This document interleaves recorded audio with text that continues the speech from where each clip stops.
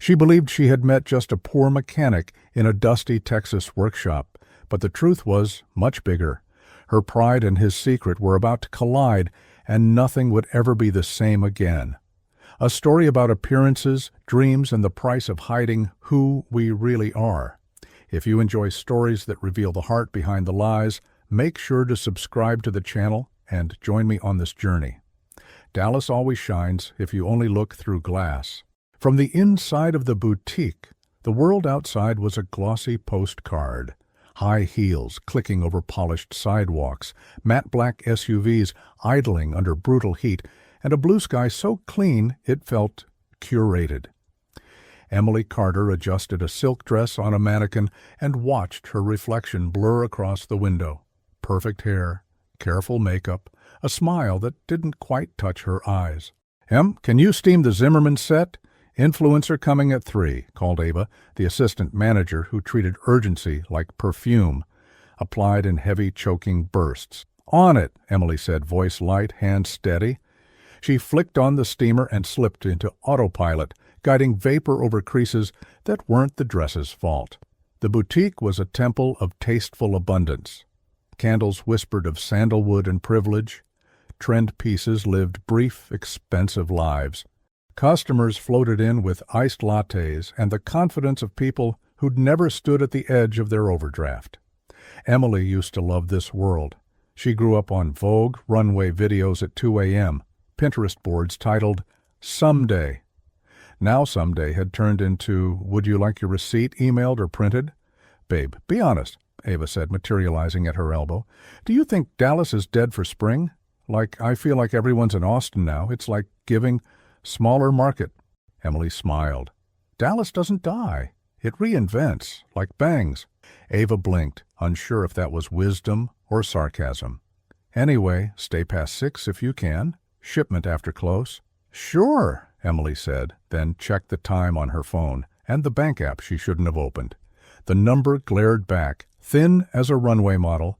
A boutique's paycheck, hours sliced by budget adjustments. Fashionista was the label. Frugal was the reality. And the lease renewal on her one-bedroom in Lower Greenville was waiting like a bill with teeth. The bell chimed. 2 women breezed in, laughter lacquered, fingers trailing over fabrics they called obsessed. Emily walked them through a carousel of options, reading body language like hem lengths. The one in green wanted to feel expensive. The one in black wanted to look expensive. They cooed over a fringed jacket, posted a story, and left with nothing but content. When the door sealed behind them, the boutique settled back into its soft, curated hush. Emily leaned on the counter, phone buzzing with a group chat named Pool Day Maybe, brunch invites, rooftop photos. "Can you believe what Harper wore?" "Come to Fort Worth Saturday," she typed. Erased, typed again. Her mother called. Emily swiped to answer. "Hey, Mom." "Hi, honey. I saw that hotel on TV in Marfa. Oh, my word, those lights at night. People actually pay to sleep in an Airstream." "It's a vibe," Emily said, smiling despite herself. Her mother had a way of delighting in the strange corners of the world Emily wanted to live in. "You still thinking about that idea of yours? The little roadside place with a theme?" "Roadside boutique hotel," Emily corrected. "Small rooms, clean lines, good coffee, a neon sign that looks like the sunset, people pulling off the highway and feeling seen." "You always make places sound like people," her mother said softly. "I love your brain." Emily's throat tightened. "Thanks, Mom." "You going to visit Nana this weekend? You could take a drive. Clear your mind." "Maybe," Emily said, glancing at the rack of new arrivals like they were obligations wearing plastic. "I might head west. Amarillo first, then C. Text me when you get there. And Em?" "Yeah?" "Don't talk yourself out of your own life." After she hung up, Emily stared at the wall where the boutique kept its mood board. Grainy sunsets, a cactus in a terracotta pot, a woman with a hat looking into forever. She knew what it was selling, an easy version of the dream.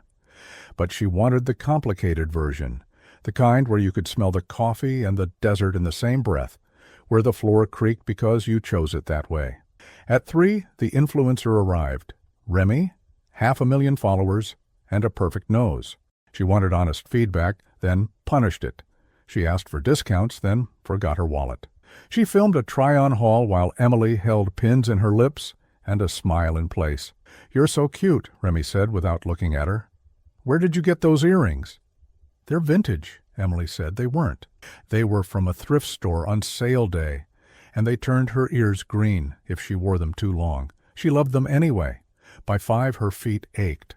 At 6, Ava canceled the shipment. "New schedule, sorry," and Emily was free. Outside, evening dripped gold over uptown. A hot wind turned her hair wild. For a second she imagined turning left, toward friends and drinks and forgetting. Instead she turned right, toward the parking lot, and the aging Corolla she pretended was minimalist. Inside the car the AC huffed dutifully.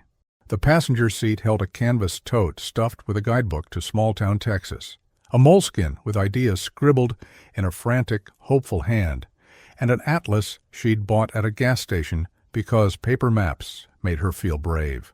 She pulled onto the freeway. The skyline sharpened in the rear view, glinting glass and steel like cheekbones. Traffic peeled away as the city thinned. Billboards took over. Buc-ee's smiled with toothy beaver glee. A hawk rode a thermal like it knew what it was doing. After an hour, Emily stopped at a roadside diner shaped like a chrome time machine. The waitresses wore ponytails and names stitched in cursive. She ordered a slice of pecan pie and coffee that tasted like gasoline and church basements. Her notebook opened to a sketch. A low building with white stucco, a row of rooms, bikes leaning against a wall, a neon sign in cursive, "Second Chances." She'd written it in the margin months ago and circled it hard enough to dent the page. A man at the counter argued about truck tires in a friendly, endless way. A teen in a Letterman jacket proposed something to a girl whose eyes held the sun, a mechanic maybe, at a corner table, hands stained with the permanent ink of work. Emily watched them and felt the clink of a truth. The life she wanted had grease under its nails. When the waitress topped her coffee, Emily asked, "Do people stop here by accident or on purpose?" "Sweetheart," the woman said, smiling like she'd seen 1,000 travelers cry over pie, "most things start by accident and become the best parts on purpose." Back on the road, twilight poured lavender over the panhandle. The radio lost the city stations and found older songs, the kind that talk about leaving like it's a destination. Emily sang along until her voice felt like company. She thought about the boyfriends who'd loved the version of her that fit in a photo, the bosses who said she had an eye and then paid her like she didn't, the friends who encouraged manifestation Mondays but never asked what she actually wanted to build with her hands. She thought about the hotel, about a lobby that smelled like cedar and fresh cookies, about a bell that rang when you walked in and meant it. "Here's what I know," she said to the windshield. "Money buys options, not character. Approval is a mirror that cracks when you frown, and if you wait for permission, you'll be 93 with a neat closet and a crooked heart." The sky went dark enough for stars to try. Headlights carved a ribbon in front of her. Somewhere between Vernon and a town the map called Chillicothe, the engine light winked hello. Emily frowned. The car shivered. A sound like a metal sigh threaded through the cabin. "No," she whispered, "not tonight." She eased off the gas. The Corolla stuttered, coughed, then caught itself, brave for another mile. She put on her hazard lights and moved to the shoulder, gravel spitting under the tires. The night pressed close. The prairie felt like an ocean without waves. She killed the engine. The sudden silence was a living thing. Crickets. A truck passing far off, its lights dragging a comet tail. Emily tried the ignition again. The car turned over, tried, failed. Tried again. "Okay," she told herself. "It's just a scare." "You're fine." She opened the glove box, found the manual, as useful as a cookbook in a fire. Her phone had 2 bars. She could call roadside assistance. She could call Ava or a friend with a boyfriend who knew cars. She could call her mother and hear worry braided with love.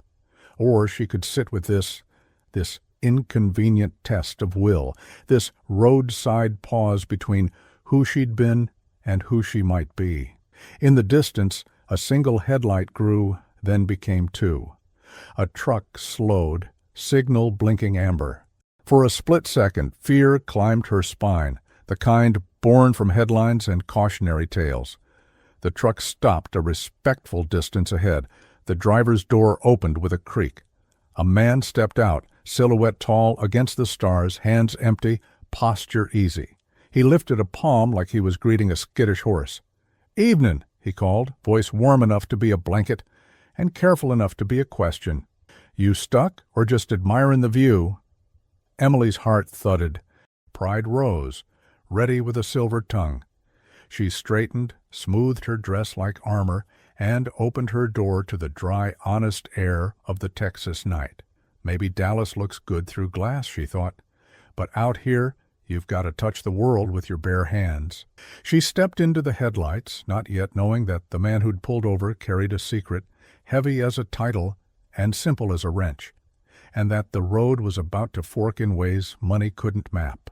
He stopped a few yards ahead and angled the truck so his headlights washed her Corolla in a soft, honest glow. The man came closer, hands still visible, boots crunching gravel, denim jacket, sun-browned neck, a baseball cap with a faded patch that said, "Williams Diesel." Up close, his eyes were the kind that hold a smile even when the mouth doesn't. "I'm Jake," he said, not offering a handshake yet. "Mind if I take a look? Or you want me to call someone?" Emily squared her shoulders, the reflex of a woman who's learned you don't owe the world your gratitude for showing up. "I'm fine. It just coughed." "Cars don't cough," he said gently. "They complain." He tipped his chin toward the hood. "Pop it?" She hesitated, then pulled the lever. Jake lifted the hood with the easy grace of someone who's lifted more than a few. Steam did not billow, nothing dramatic, just a sullen tangle of belts and metal catching the starlight. He leaned in, listened like a doctor to a chest. "You try to start it while I watch?" he asked. She slid into the driver's seat, key turning a prayer into machinery. The engine stuttered, then sagged. Jake motioned to cut it. "Fuel pump's feeling shy," he said. "Maybe the filter's choked. Any chance you've been running close to E lately?" She bristled. "That's a stereotype. And yes, you know what, not judging. Just, cars are like people. They get mean if you starve 'em." He flashed a small smile, then stepped back. "I got tools. Do you charge for this?" Emily asked, trying to make the question sound practical, not suspicious. "I charge a smile," he said, "and maybe a coffee if there's a diner open." She didn't smile, not yet. He didn't press. He went to his truck, returned with a toolbox that had known a lifetime of tailgates. The latches clicked like ritual. He worked with quiet focus, a rhythm that made time feel a little less sharp. Emily stood there hugging her elbows, perfume and asphalt, and night weaving an unlikely truce. "You from Dallas?" he asked without looking up. "That obvious? Whole car smells like good soap and shopping bags." He glanced at her earrings, then away, a gentleman observer. "Nothing wrong with either." She almost laughed. "I work at a boutique." "Explains the neat nails." She hid her hands behind her back. "They're not that neat." "They're neat," he said, and his voice held a kind of respect she wasn't used to for anything that wasn't billable or photogenic. He loosened a clamp, inspected a hose, tapped a filter with the back of a wrench like knocking on a door. "Pressure's there, just not happy. Might be grit. You pick up gas at a discount place?" She thought about the last stop. Cheap and bright and convenient. "Maybe." He made a small sound that wasn't scolding, just a ledger entry. "You headed west?" "Amarillo," she said. "Maybe farther." "'Cause you have to or 'cause you want to?" "Do those ever feel different?" "All the time." He set the wrench down. "Try again." She turned the key. The engine flirted with cooperation, then gave up. Jake put his hands on the edge of the car, looked at the dark like it had answers. When he spoke again, he switched from small talk to plan. "I can tow you. I got a shop 15 miles that way. Or we can sit here waiting on roadside until coyotes learn to drive. Your call. You have a shop? Yeah, well, an old place. Trucks, mostly. Name's on the sign. She pictured the cap. Williams Diesel. That's you? Last I checked. She measured him with a Dallas-calibrated eye. The jacket wasn't cheap, just worn right. The boots were scuffed but not neglected. The truck behind him hummed like a well-fed animal. Something didn't add up to only a roadside Samaritan. But pride stepped in wearing high heels and said, "Don't look impressed. Don't look relieved." "What would it cost?" she asked. "Tonight?" He looked up at the sky like he consulted it. "Honest price. Tomorrow's when we get formal." "Formal?" "Paperwork, receipts, warranties if we need parts. You'll live to yelp about it." She studied him. "And you're not murder?" "If I was, I wouldn't have offered a coffee first." He opened his palms, empty but for the night's cool air. "Look, you can say no. I'll wait with you till a tow shows. But out here, local's faster than corporate." The wind ran a hand through the grass. In her chest, something like common sense linked arms with something like trust. Emily nodded once. "Fine." He smiled, small and satisfied, and the tension in her spine eased a notch she hadn't allowed. Good call. He pulled his truck forward, angled a strap, worked without fanfare. Emily watched the choreography of competence, the quiet authority of a person who doesn't need to announce it. She caught a glimpse inside his cab when he opened the door. Clean, organized, a leather-bound notebook on the passenger seat with a pen clipped just so. Not what she expected. She filed that away without understanding why. Once the Corolla was secured, he offered the passenger side of his truck with a, "Ma'am," that wasn't condescending. She climbed in. The cab smelled faintly of motor oil and cedar. A station played Old Country Low, the kind that tells the truth in 3 chords. "So boutique," he said, pulling back onto the road. "You like it?" "I like knowing the difference between silk and satin by touch," she said. "I don't like pretending that matters more than the person wearing it." "Huh." He nodded once, like she'd said something worth putting in a pocket. "And Amarillo is a detour?" "A test," she said before she could filter it, "of whether I'm brave enough to leave and silly enough to try." "Try what?" She traced a finger along the seam of the seat. "A small roadside hotel. Clean sheets, good coffee, neon sign.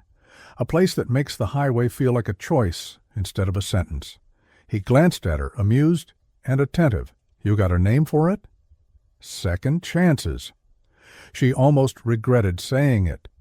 Names felt like secrets. "That'll rent a lot of rooms," he said softly. "Folks don't know they're looking for that until the light hits them." His words landed in her chest like a coin in a jar she'd forgotten she still kept. "You talk like someone who's stayed in a lot of places. More like someone who knows how people come in. Tired, proud, not wanting to ask for help." A beat. "I run into that type." "At your shop?" "In town." He made a small turn off the highway and onto a county road that unspooled like ribbon. People say the same things when they're broke down and when their life is. They want you to fix it without knowing what's wrong.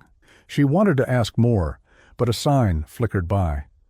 Williams Diesel, 5 miles. The letters were old school, honest. The arrow pointed into dark. "You named it after yourself," she said. "Seemed easier than getting sued," he joked. Then, quieter, "My dad started it. I kept it running." There was a weight under that sentence, something like inheritance and ache. Emily sensed a door in him she wasn't invited to open yet.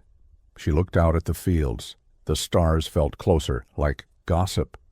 They rolled into a small town that looked asleep, but listening. Main Street was a row of sensible buildings and a barber pole that refused to retire. Jake turned down a side street where a corrugated metal building sat with its bay doors closed, and its porch light throwing a warm circle. A hand-painted sign swung lazy on a chain. Williams Diesel. He parked, hopped out, unlocked with an ease that said, home. Inside smelled like rubber and rain on hot concrete. Tools lined the walls like a choir. Coffee machine. Battered, but loyal. A framed black-and-white photo near the office door. 2 men with the same eyes as Jake, one older, one younger, standing in front of a truck like it was a prize bull. Emily pretended not to see it, but she did. "Keys?" he asked. She handed them over. He rolled her Corolla onto a lift with the help of a quiet electric winch. The shop lights hummed awake, turning shadows into shapes. He slid under the car like a diver and called out diagnostics that sounded like a foreign language, but felt like someone finally naming what hurt. "Filter's shot," he said, emerging with a piece that looked like a cigarette that had seen war. "Pump's complaining, but we can try to save it. I don't got a new one till morning, so I'm stuck. Or you crash on the couch in the office while I do what I can." He wiped his hands on a rag.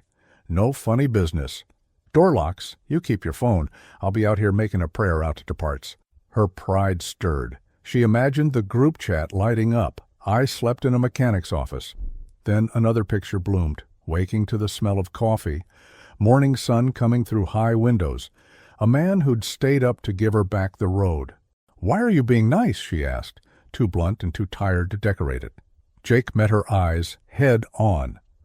"Because folks helped me when I didn't deserve it," he said simply.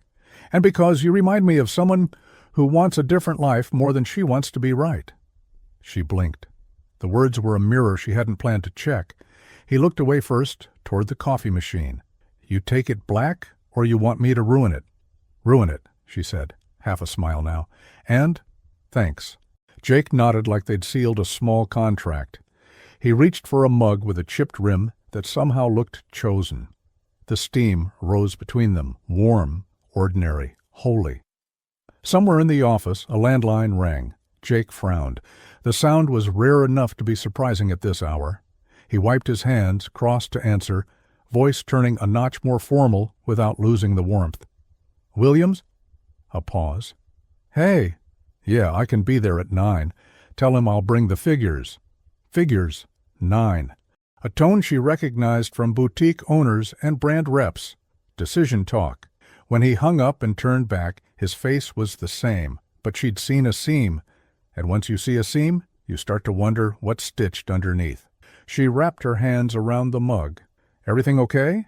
"Yeah," he said. "Just business." "Must be nice," she said lightly. "Having enough of it to get phone calls at midnight." He grinned. "Round here, if the phone rings late, it's either bad news or a good deal. I'm hoping for the second." He went back to work. The night thickened, then thinned. In the office, a thrift store couch waited. On the wall, the photo watched. Under the lift, Jake's voice murmured to bolts and valves like stubborn friends. Emily sipped the ruined coffee and wondered what kind of mechanic keeps a leather notebook, gets midnight calls about figures, and wears his last name like a brand that means something bigger than a small-town shop. Out in the dark, the neon of the porch light buzzed, a cheap, glowing promise. Second chances, she thought, and felt the words settle. She set the mug down. "Jake?" He slid out from under the car, face smudged, eyes bright. "Yeah?"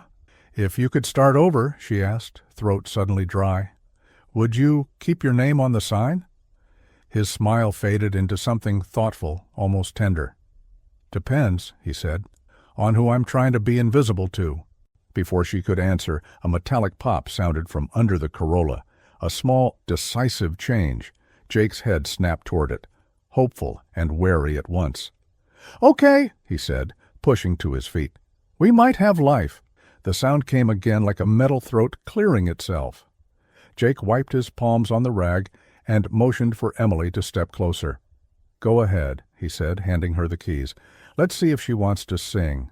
Emily slid into the Corolla's seat, fingers trembling slightly against the worn steering wheel. The interior smelled like her perfume, tangled with the ghost of fast food and road dust. She turned the key. The engine coughed, sputtered, then caught. Not smoothly, but alive. The vibrations shook through the car like a heartbeat remembering its rhythm. Emily's mouth split into an involuntary grin. "She's running." "Not pretty," Jake admitted, listening with the tilted head of a man who knew the language of machines. But she's talking to us again. We'll give her some love in the morning, swap the filter, and she'll purr instead of growl. Emily leaned out the window, relief making her bold. You're kind of a miracle worker. Jake gave a shrug that didn't hide the faint smile tugging his mouth. Nah, just been around enough stubborn things to know when not to quit. Inside the shop office, Emily perched on the edge of the couch while Jake poured more coffee. The night pressed against the windows, a velvet backdrop that made the fluorescent lights hum louder. On the wall, that framed photograph seemed to keep watch. Jake and an older man, proud, standing before a truck like it was a family heirloom. "Your dad?" she asked, nodding toward it. Jake followed her gaze, set the pot down with more care than necessary. "Yeah, he built this place from a shed.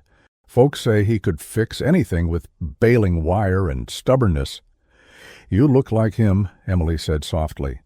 "Some days I take that as a compliment. Some days as a warning." His voice was low, edged with a truth he didn't usually hand out. Emily sipped her coffee. "You ever think about leaving, doing something else?" Jake leaned against the desk, arms crossed. "More than once. But leaving doesn't mean running. Sometimes it means carrying more weight than staying put." "Hombre." His words hung in the air, heavier than the smell of oil and coffee. Emily thought about Dallas, the boutique, the way her paycheck shrank against rent and expectation. She thought about her notebook in the car, the sketch of second chances. "You sound like someone who's left before," she said carefully. Jake's jaw flexed. For a second she thought he'd deflect with humor. Instead he just nodded once. "Yeah, left and came back. Sometimes that's the only way you know which place belongs to you." The clock ticked. The office felt small, almost intimate. Emily pulled her knees up on the couch, hugging them. "You don't talk like a mechanic." That seam again, that little thread she couldn't stop tugging at. Jake's smile flickered, half-guarded. "Maybe you don't listen like a customer." They held each other's gaze. For a moment the distance between Dallas and Amarillo didn't exist. Then, as if sensing the closeness, Jake pushed off the desk and changed the subject. "You'll crash here tonight. It's clean. Door locks. I'll finish up with your car first light." Emily opened her mouth to protest, pride already rehearsing lines about motels, independence, not needing charity. But she was too tired, too aware of how safe she felt in this unlikely shelter. "Okay," she said, "but only because you bribed me with bad coffee." Jake chuckled, dimples flashing like secrets. "Deal." Later, when the shop was quiet, Emily lay on the couch staring at the ceiling tiles. The hum of a fridge in the corner became her lullaby. She thought about his hands, calloused but careful. His voice, steady as a metronome. That phone call, figures, 9 o'clock, echoed in her mind. Something about Jake Williams didn't add up. He wore grease like a uniform, but there was polish under it, a polish that made her both curious and wary. Her last thought before sleep: if people are engines, then Jake's got parts he doesn't want me to see yet. And in the corner of the darkened shop, the photo of him and his father glowed faintly under the security light, like it was keeping a secret too. Sun showed up like a polite guest, gentle at first, then all in, slipping through the high windows and laying gold across the concrete floor. Emily blinked awake on the couch, the kind of half-second where you forget who you are and then remember in a rush. Office. Shop. Jake.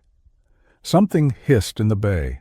The smell of fresh coffee walked into the room before Jake did. "Morning," he said from the doorway, hair damp like he'd met a sink, t-shirt clean, grease limited to a smudge at his wrist. "Hope the couch treated you kind." It didn't argue, she said, sitting up and patting her hair like dignity could be restored with fingertips. She realized she'd meant to be guarded and somehow started with a joke. He handed her a mug, the same chipped one, now warm as a handshake. "I pulled the filter. New one's in. Letting the pump get its feelings together. She should run straighter than a sermon in 10. Emily took a sip. Better than last night. "I made peace with the sugar," he said. "And by made peace, I mean gave in.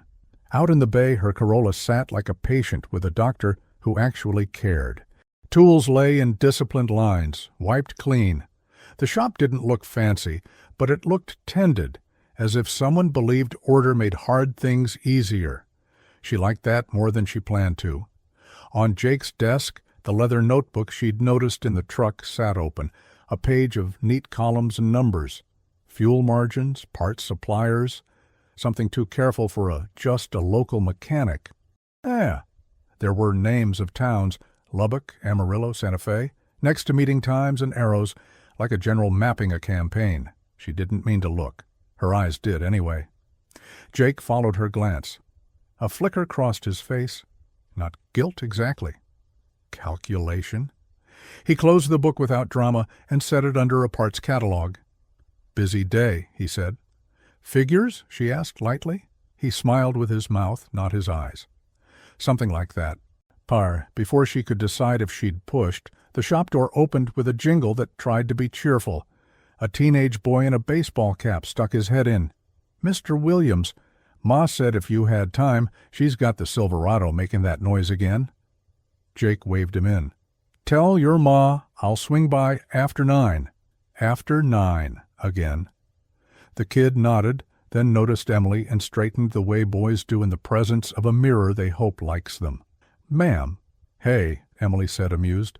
When the door shut, she said, "Mr. Williams?" Jake shrugged like the name didn't weigh a thing. Small-town manners, they stick to you. She walked into the bay, drawn by motion, Jake moving, sleeves pushed up, forearms telling a story of work, not wealth. He checked a gauge, listened to the Corolla like it had secrets. Emily watched the precision, the economy. Dallas loved performance. This was competence. "So, Emily," he said around the sound of a ticking engine, "you hit the road to figure out if the hotel's a daydream or a blueprint. What makes the difference?" She leaned against the fender, the metal cool through her jeans. "Blueprints have numbers that add up," she said. "Daydreams have playlists." He chuckled. "You got both?"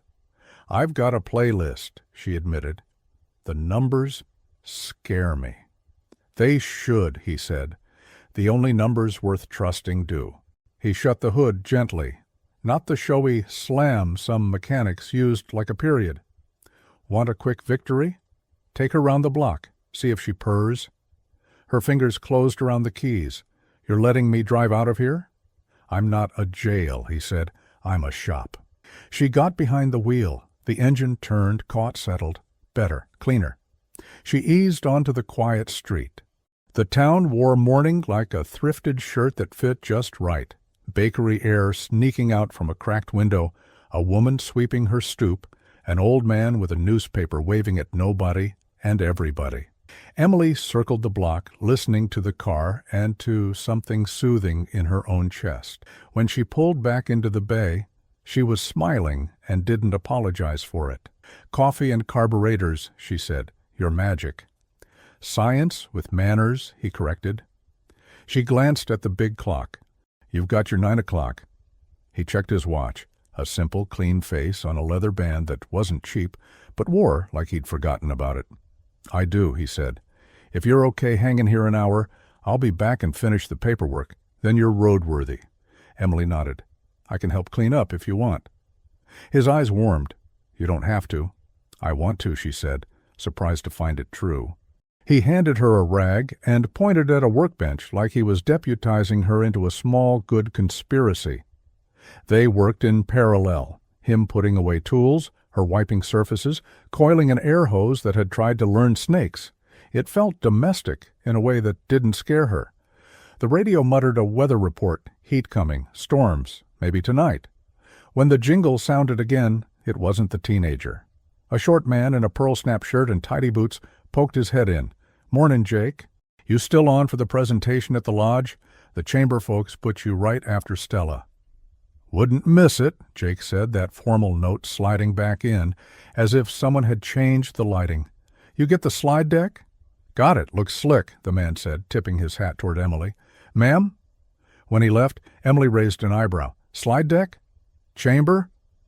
Jake opened his mouth, then shut it, the tiniest smile, admitting the half-truth he was about to tell. Town stuff.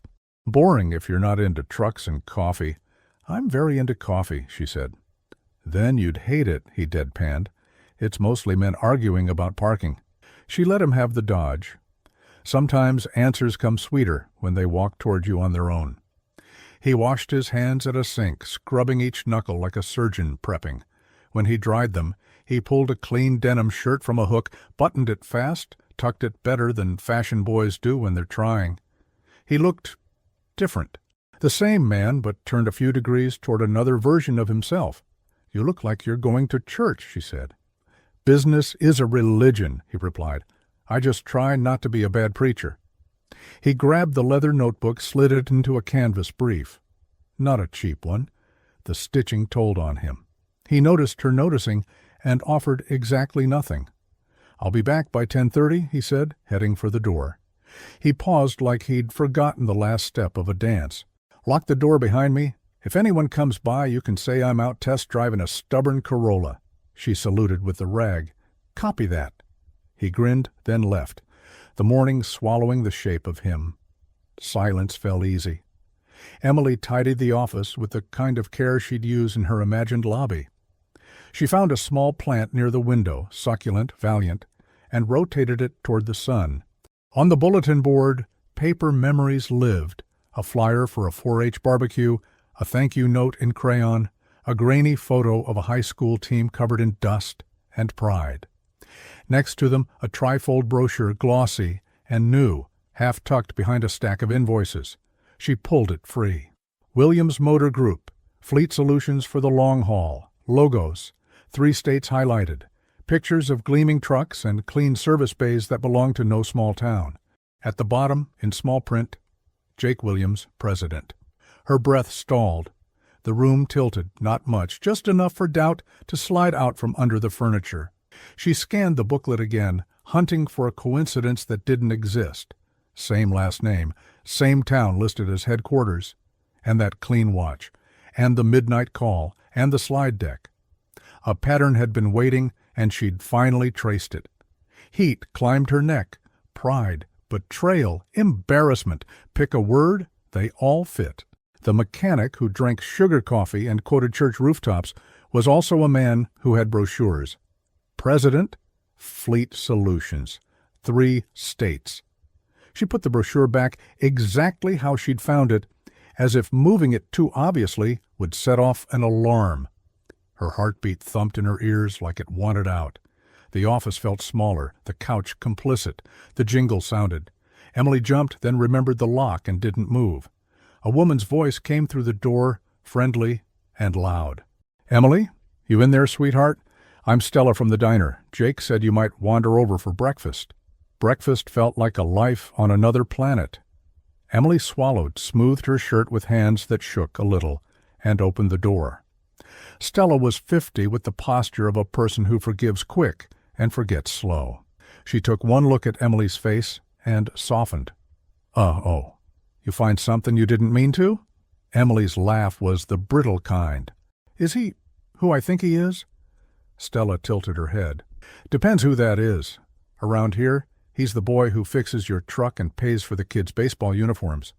Over in Amarillo, he's the man who signs the checks. So he's both. People are, Stella said. Come on, let's get you a biscuit before you decide what story to believe about him. Emily stepped into the brightness, brochure ghost-heavy in her pocket. The bell jingled behind her, like a period on a sentence she didn't know she'd written.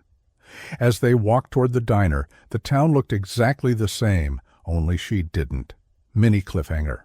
At the diner, small-town whispers and Stella's plain talk nudge Emily closer to the truth, and by 10:30, Jake walks in wearing his other name.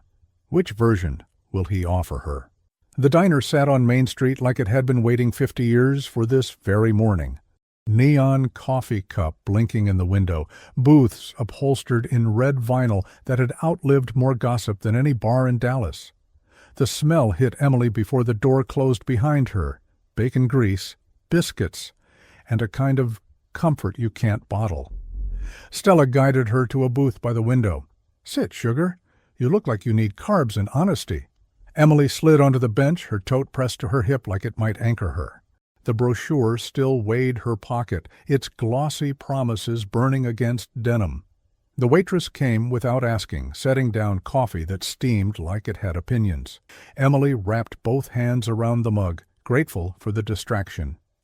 "So," Stella began, unwrapping a set of silverware from its napkin, "you met Jake on the side of the road. Let me guess, you thought he was just some grease monkey." Emily's laugh cracked. "Was it that obvious?" "Darlin', that's the story everyone tells first time. City girl, traveler, salesman, doesn't matter. They all see the shop before they see the man." Emily stared at the swirls in her coffee. "And what do they see when they look closer?" Stella leaned in, voice dropping, like they were trading state secrets. "Depends on whether they like surprises. He grew up under hoods, but he was always the one counting the receipts, organizing part shipments, seeing the big picture. His daddy called him the boy who looked at engines like puzzles and people like math." Emily blinked. "And now?" "Now he runs half the dealerships between here and Santa Fe," Stella said, matter of fact, like she was announcing the weather. "Keeps it quiet because he don't care for the kind of attention that money buys." Emily's grip on the mug tightened. The words slid too easily into the gap left by the brochure. President, Fleet Solutions, Jake Williams. The puzzle pieces clicked, and she didn't like the picture they made. "Why hide it?" she asked. Stella shrugged. "Some men brag 'cause they're empty. Jake hides 'cause he's full. Pride don't need a parade if it knows where it came from." She studied Emily's face, sharp as a needle. "But you don't like being lied to." Emily set the mug down harder than she meant. "No, I don't. Even if the lie was just omission?" "Especially then," Emily snapped, then caught herself. Her voice softened. "It makes you question everything. Was he helping me because he's kind, or because it was convenient? Did he care about what I said, or was it just charity from a man who could buy a dozen motels before breakfast?" Stella let the words hang, then pushed a plate of biscuits toward her. "Eat. Rage don't solve empty stomachs." By 10:30, Emily had eaten half a biscuit and all her certainty. The diner door swung open, and Jake walked in. Not grease-stained Jake, not coffee and carburetors Jake. This Jake wore pressed denim, a crisp shirt, boots polished like Sunday. The leather notebook was in his hand, the smile polite but distant, the kind men wear in boardrooms. Heads turned, hats tipped. A couple of older men stood to shake his hand. "Mr. Williams," one said. Respect laced every syllable. Emily's chest burned. She thought of the night before, the rag in his hands, the way he'd said people are like engines, stubborn but fixable. That had felt real. This looked like theater. Jake spotted her. His smile softened, closer to the one from the shop, but his steps slowed, cautious. He slid into the booth across from her, removed his hat, set it on the seat beside him. "Morning," he said, tone careful, as if testing ice. "Car's ready. Runs fine now." Emily didn't answer right away. She pulled the brochure from her pocket, laid it on the table between them. His face didn't flinch, but his shoulders did. "You gonna tell me?" she asked, her voice low. "Or were you planning to let me keep thinking you were just a mechanic with a porch light?" Jake's eyes met hers. No grin, no dodge, no easy line. Just a long exhale, like he'd known this moment was always coming. "I was gonna tell you," he said softly. "Just not yet." Emily leaned forward, anger threading through her restraint. "You don't get to choose when the truth shows up, Jake. Not if you expect someone to trust you." The diner hushed around them, conversations dipping. Stella refilled a coffee cup 3 booths down, but didn't glance their way. This was between them. Jake opened his notebook, flipped to a blank page, and set his pen down like an offering. "Then ask me anything.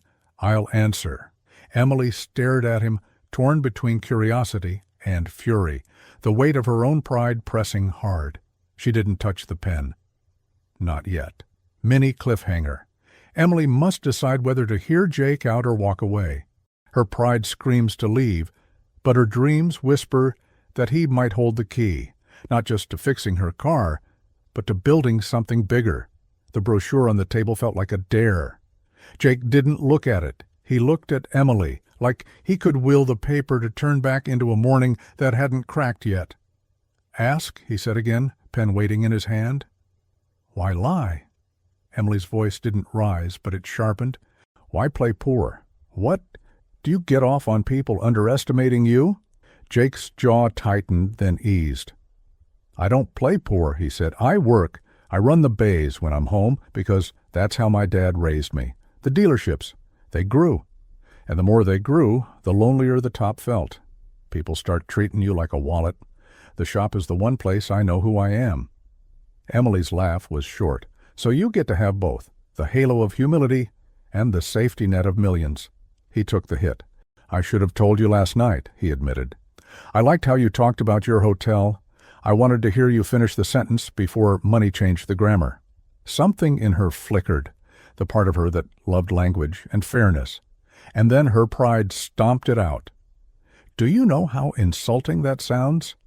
You wanted the authentic version of me while you offered the edited one." The diner's hum seemed to drop a key. A spoon clinked. Someone laughed too loud, and then didn't. Stella pretended her coffee pot needed attention on the other side of the room.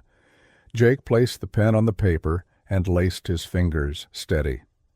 "My dad died 3 years ago," he said, quiet. "Hart went out in the service bay. 1 minute he was cussin' at a seized bolt. Next, he was staring through me. I buried him on a Friday, and Monday I was supposed to smile for a ribbon cutting for dealership number 12. I wanted to put my fist through a window. Instead, I shook hands." Emily blinked. His words landed heavy and unglossed. He didn't look for pity. He kept talking. "After that, I hired managers, put good folks in charge. I took the meetings that mattered and skipped the ones where a room full of men needed me to bless their egos.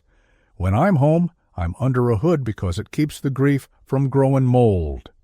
He let out a breath that sounded like a lifetime. "That's not an excuse. It's a reason. You deserved the truth sooner. It would have been easier if he'd been slick. If he'd offered some PR pablum, she could have burned him with it. But the picture he painted wasn't shiny. It was a man kneeling on concrete to keep from drowning. Her anger didn't leave. It complicated. "You offered to tow me for a smile and a coffee," she said. "Do you know how much that reads like a game when the man saying it can buy the diner I'm sitting in?" His mouth twitched. Hurt, not humor. "I don't buy diners," he said. "I help when I can. Sometimes that means paying the ball field lights. Sometimes it means pulling a stranger off the shoulder so she doesn't get hit." "You were going to tell me," she repeated softer. "When?" "Not at midnight," he said. "I was going to get your car running, hand you an invoice with a fair number on it, and ask if you wanted to grab dinner like two people who met on the road. Then I would have said, my last name has more buildings attached to it than this one, and you could have decided if you liked me worse for it." She stared at him, feeling foolish for the way her heart had leaped last night at the simple dignity of his hands. The simple, it turned out, had layers. "Do you help women build hotels?" she asked, and there it was, salt in the question. "If they ask," he said carefully. "If they want a partner, not a patron." "Right," she said, the word ablade. "Because a partner still gets to say no. A patron gets to feel like a saint." Emily? "No," she said. "I know the story. I've lived adjacent to it in Dallas for years.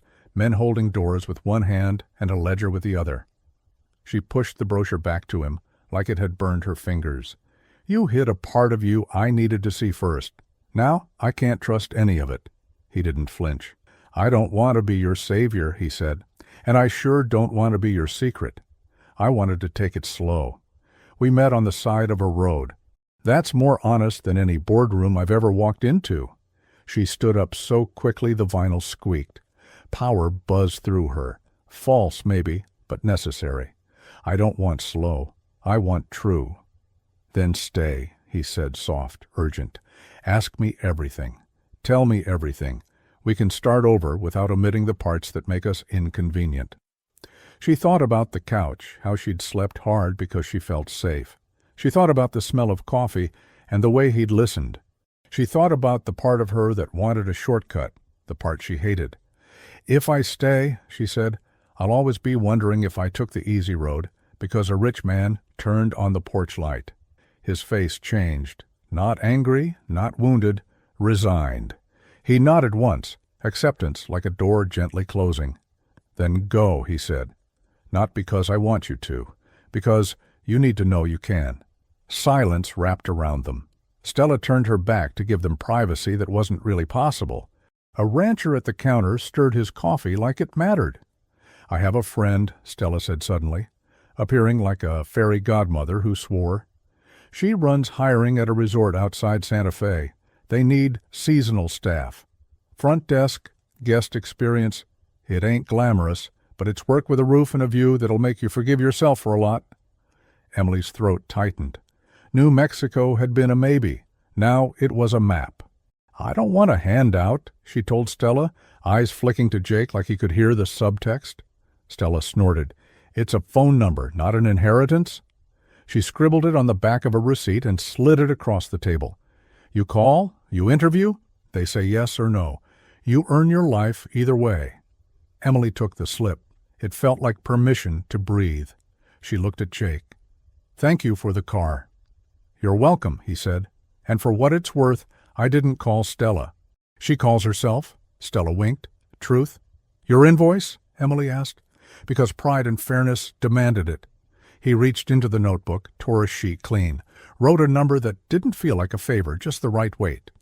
Parts and labor, he said. Same as anyone. You can Venmo or write a check, cash if you must. She paid. Their fingers didn't touch. He folded the receipt, slid it across, without theater. At the door she paused. If you'd led with the truth, she said, maybe this is different. He nodded, not arguing with the ghost of a life he couldn't have. Maybe. Or maybe you'd have seen money before you saw me. Either way, the only way to find out now is later. She stepped into sunlight so bright it made her eyes water. It was easier to blame the sun than anything else. Back at the shop, she packed the tote, checked the Corolla like it was a friend recovering from surgery, and sat in the driver's seat, with the engine quiet for one last minute. The phone number Stella had given her lay face up on her thigh. She dialed. High Desert Lodge, a woman's voice said, crisp, kind. This is Marisol? Emily glanced at the shop door. Through the glass she could just make out the outline of Jake at the counter, head bowed over the ledger like a prayer. Hi, Marisol, Emily said, voice steadying. My name is Emily Carter. I'm calling about your seasonal position. By the time she pulled onto the highway, she had an interview time on her calendar and a heart, both lighter and heavier. The town shrank in the rear view, and with it, the man who was both wrench and signature. The state line would be hours away. The past would keep up because that's what it does. But the road stretched in front of her, honest and unsentimental. She turned the radio low and let the horizon pull. In the side mirror, the porch light at Williams Diesel buzzed, then faded into day. Mini cliffhanger. Emily hits New Mexico hungry for reinvention, and the resort's first test will force her to choose between playing it safe and showing the leadership she's never claimed out loud. Meanwhile, a quiet ripple from Jake's world follows her west. The New Mexico border didn't look like much. A sign, a strip of asphalt stretching flat until it buckled into mesas. But to Emily, crossing that line felt like peeling a skin she'd been wearing too long. Dallas was behind her. Jake was behind her. Ahead was something that had no past yet. High Desert Lodge sat outside Santa Fe, tucked against red rock cliffs. The first time she saw it, her breath caught, not because it was glamorous, but because it was exactly what she'd sketched in her notebook. Low stucco buildings, big glass windows catching the sun, a neon sign humming, vacancy even in daylight. A place made for wanderers who wanted to stop pretending. Marisol, the hiring manager Stella had connected her with, met her in the lobby. Short, efficient, eyes sharp enough to see past polish. Emily Carter? Yes, Emily said, forcing herself not to apologize for existing. You worked retail in Dallas? Yes. You ever handled check-ins, guest complaints, scheduling? Emily straightened. I've handled women crying over sold-out handbags, influencers screaming about lighting, and bosses who think overtime is a compliment. I can handle tired travelers who just want clean sheets and coffee. Marisol's mouth twitched, almost a smile. When can you start? 2 weeks later, Emily was living in staff housing, plain rooms with creaky floors but a window that framed sunsets like a painting. Her days ran on guest arrivals, late-night towel requests, and learning the ancient computer system that hated her but obeyed Marisol. She was tired, always tired, but it was the good kind, the kind that comes from making things work instead of making things pretty. Her first big test came on a Friday night when a tour bus broke down outside Santa Fe, and 40 tourists swarmed the lobby like bees without a hive. "We don't have the rooms," one coworker whispered, panicked. Emily scanned the crowd, sunburned faces, hungry kids, couples whose patience was unraveling. She remembered Jake saying, "People say the same things when they're broke down and when their life is. They want you to fix it without knowing what's wrong." "Listen up," Emily called, louder than she thought she could. Heads turned. "We're going to make this work. Families with kids first. We've got cots and pullouts. Couples, we'll double up if you're willing. Singles, we'll comp the lounge space and throw in breakfast." Marisol appeared from the back, watching, arms crossed.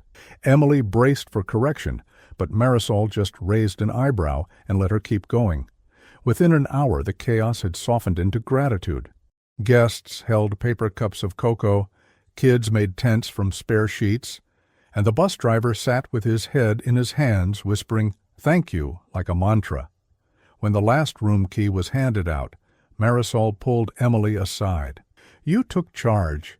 Emily wiped sweat from her neck. "I took responsibility." Marisol studied her. "There's a difference." Then, with the smallest nod, "Good work."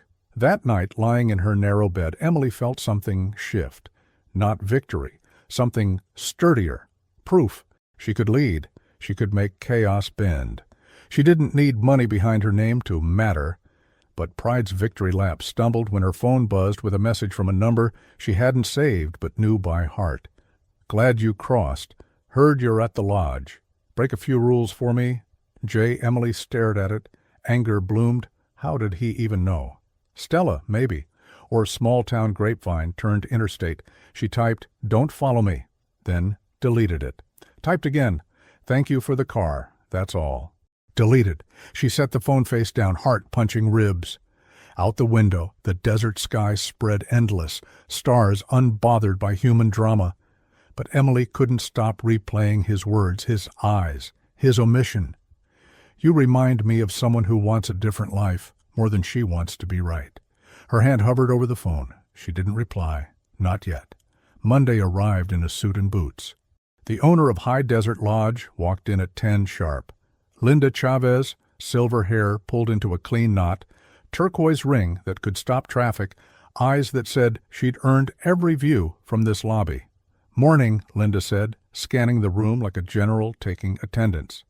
"Where's Marisol?" "Inventory," Emily said from behind the desk. "She'll be out in a minute." "Can I help with anything?" "You can tell me why there was a tour bus slumber party in my lounge on Friday, and why every guest left a 5-star review." Linda let the corner of her mouth lift. "I already read Marisol's report. I wanted to hear it from you." Emily straightened. "We were oversold. I triaged, families first, then couples, then singles, with comps and cocoa. We kept it calm. We made it fair."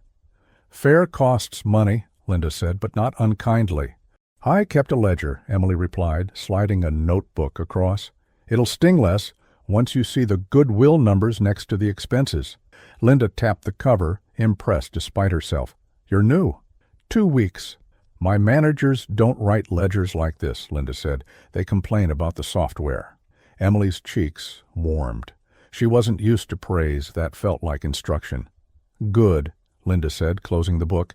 "Keep breaking the right rules. Coffee with me at 2. Talk me through guest flow. I want this place to run on grace, not luck." Marisol emerged then, eyebrows raised, and gave Emily a tiny, proud nod behind Linda's back. Emily nodded back, a flicker of joy threading into her ribs. The bell over the door chimed again. Emily looked up, and time did a weird thing, stretching and snapping. Jake stepped in. No cap this time, no grease. Denim clean, shirt open at the collar, that watch he swore he forgot about. He carried the leather notebook like a passport. His face, when he saw Emily, would have undone a weaker woman. It wasn't a smile. It was relief shaped like respect. "Linda," he said, shaking the owner's hand, "good to see you." "You too," she said. "Your trucks are still the only ones that deliver on time. Everything else runs on bedtime stories and excuses." Jake's mouth tipped. "William's motor gets bored when it's late." He glanced toward Emily, including her on purpose. "We started a fleet concierge program. Lodges get priority routes. It keeps small places from getting strangled by bigger ones with louder voices." "Saved our season," Linda said crisply. "If your drivers hadn't kept us stocked with linens and coffee beans, when the interstate closed in June, we'd still be offering guests bath towels that qualify as exfoliants." She turned to Emily, eyes bright. "Emily, meet Jake Williams. He runs the motor group that keeps our deliveries sane." "Right." Emily's heartbeat counted off the ways this was messy. Business, history, the brochure that burned in her pocket 2 days ago, the night on the couch, the diner, the boundary she'd set with her feet. "I know Jake," she said, steady. "He helped me when my car died." Linda took in the air, the angle of it. "Good," she said, because she believed in adults solving adult things. "I'm in the back if anyone needs me to sign something that costs too much." Phew. She'd left them with the quiet kind of privacy public places give. Emily stayed behind the desk like it was a counter and a shield. "So the lodge has a contract with your company." "Yours," he corrected gently. "I don't call it mine anymore unless I'm signing for the banks. We serve the lodge. Linda negotiated hard. She always does." "Did you know I was here?" He shook his head once. "Stella told me you were west and strong. I didn't chase. This meeting was on the books a month ago." He set the notebook on the counter, palms open like an oath. "I won't touch your life from the edges." She looked past him, out at the red rocks, where the sun made honesty out of dirt. "But our lives already touched." "Yeah," he said softly. "They did." Silence for a beat. The lobby clock clicked like a turn signal you forget to cancel. "I owe you a cleaner introduction," he said. "Hi, I'm Jake Williams. I own more trucks than is reasonable. I fix my own problems with a wrench when I can, and with a check when I have to. My dad died in our shop. I've been trying to be two men since, and I'm not good at halves. I liked you before I knew what to do with it, so I tried to be smaller to earn it. That was wrong." Emily let the words land. They didn't demand. They asked. "Thank you," she said. "Hi, I'm Emily Carter. I look like Dallas and feel like a back road. I ran because I needed to know I could stand up without anyone's money under me. I'm learning I can." She let out a breath she'd been holding since the highway shoulder. "That doesn't mean I want to hate you." He smiled, a quick, grateful thing. "I would accept not being hated." "I don't want your money," she said. "I want advice I can reject, introductions I can walk into on my own name. And if there's us in this, it has to live outside your ledger." "Then let's try the one thing I didn't try first." He tapped the counter with 2 fingers, nervous, humble. "Radical honesty. Rules if you want them. We can write them down. I'm good with contracts." She snorted despite herself. "Of course you are." He slid the notebook closer and flipped to a clean page. At the top he wrote, "Rules for second chances." He looked up. "You name it. I'll add one. We sign it." Emily thought, careful, unhurried. "Okay. 1. No surprises that are really secrets. You don't shrink to fit me. I don't pretend to be impressed by your ghost." He wrote it word for word. 2, she said, the courage clearer now. "You don't fund my dream, but you can teach me how to pitch it without apologizing. If I ever take $1, it comes with equity and accountability, or not at all." He wrote, underlining equity, underlining accountability like they were prayers. 3, he said, pen still for a second. "We tell the truth fast, even when it costs us the moment. Especially then," she nodded. "And 4, if we start clean. No saviors, no martyrs. Two stubborn people choosing to be soft on purpose. He finished the list, capped the pen, and slid it to her. Sign? She stared at the page. Words are cheap. Ink is stubborn. But the desert doesn't do pretense, and something about him, about the way he stood there without reaching, felt like a place to put a foot. She signed, Emily Carter. He signed under it, small and neat, like a man who'd learned to carry power without letting it spill. Jake Williams. They didn't touch. They didn't waltz. They just stood there, two people with their names beside the word second. Linda reappeared, a folder in hand. If you two are done inventing a religion, I need to show you some occupancy reports. We're done, Emily said, surprising herself with how it sounded, like a foundation poured and curing in the sun. Jake lifted his notebook. I'll walk the dock and check the delivery bay. Then we'll talk concierge schedules. Linda smirked. Look at that. My vendors are suddenly staff. Jake tipped an invisible hat toward Emily, then headed toward the back, where the guts of the lodge lived. Loading doors and soap smell, racks of towels like clouds awaiting assignment. He moved like a man who respected behind the scenes more than the show. Marisol drifted over, pretending to fix the candy bowl. You okay? Emily looked at the page where she'd just signed a set of rules for her own heart. I think so, she said. Ask me again at closing. That night, after the Saturday rush and the desert cooling quick, Emily walked out to the edge of the property where the neon vacancy sign hummed. The sea flickered now and then, like a heartbeat skipping politely. She pulled her phone and texted Jake. Rule 5, when I get scared, I say, I'm scared instead of acting like I'm not. Deal? The dots pulsed. Then, deal. Rule 6. When I try to fix you like a carburetor, you remind me you're not a machine. Deal? She smiled. Deal. Above her, stars stitched the dark with quiet certainty. In the reflection on the lobby glass, she saw a woman who had chosen the hard version of the dream and found it didn't break her. Tomorrow would be towels and check-ins and a call with a bank that didn't care about neon signs.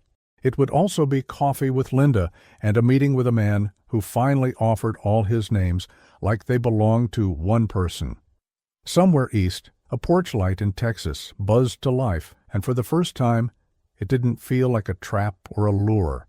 It felt like what neon has always promised travelers brave enough to pull off the road. A decent room, a clean bed, and the chance to tell the truth in the morning. Because second chances aren't handed out, they're written down, then lived. This was the story of Emily and Jake. Two people caught between pride, lies, and the hard art of starting over. In the end, they discovered that love without truth can't survive, but the courage to begin again can change any destiny. And you? Have you ever been in a situation where lies destroyed a relationship? Or had to choose between pride and forgiveness? Share your story in the comments because your experience might inspire someone else. If this story moved you, hit the like button, share it with a friend, and subscribe to the channel to see more stories like this one. Every week we bring new life lessons told like cinema.